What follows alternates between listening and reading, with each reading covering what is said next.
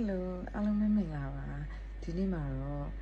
လူတွေအသိနေပြီးတော့လူတွေကိုတစ်ဖက်တစ်လမ်းကနေအကျိုးပြုနေတဲ့ကြောက်လေးတစ်မျိုးရဲ့အကြောင်းကိုပြောပြချင်ပါတယ်အဲ့ကြောက်လေးကဘလို့အရောင်လေးရှိလဲဆိုတော့ဒီလိုလက်ပြရောင်လေးပါကြောက်လေးနဲ့ဆင်တူဖြစ်အောင်အဲ့ဝတ်ထား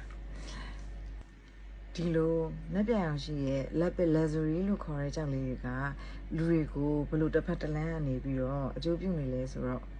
ကိုယ့်ရဲ့ခန္ဓာကိုယ်မှာခြေလက်တွေမှာကြွက်သားတွေနာကျင်ကြိုက်ခဲတဲ့အခါကျရင်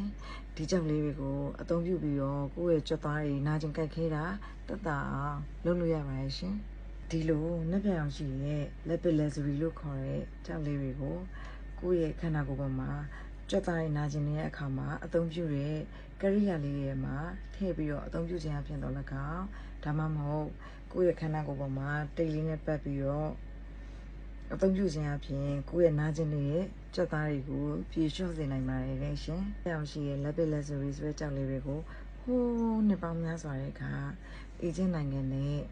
ဘေဘီလုံမှာလက်ဝဲရနာလေးတွေလုပ်ပြီးတော့ငကက်လေးတွေဗရက်လေးတွေစသဖြင့်လက်ဝဲရနာလေးတွေပြုလုပ်ပြီးတော့ဆင်မြန်းခဲ့တာဒီနေ့ထိတိုင်ပါတယ်ရှင်။ရှေးဟောင်းတူးဖော်ရရှိခဲ့တဲ့နတ်ဖျားရုပ်တွေလက်ဝတ်ရနာပစ္စည်းတွေအသုံးဆောင်ပစ္စည်းမှာဆိုရင်လေဒီကြောက်ကလေးကိုထည့်သွင်းပြီးတော့အလှဆင်အသုံးပြုခဲ့ကြတာတွေ့ရပါတယ်ထို့အတူ